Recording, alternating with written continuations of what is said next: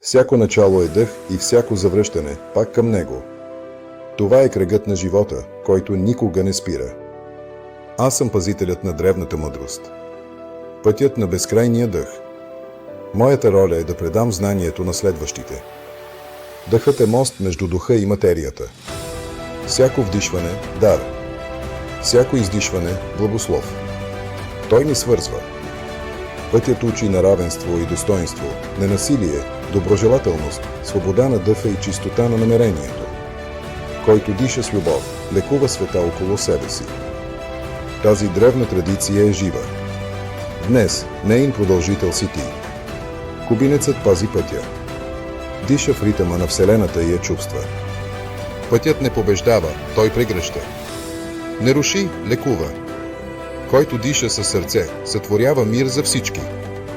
Така да бъде. Нека мъдростта на безкрайния дъх ни води по пътя ни.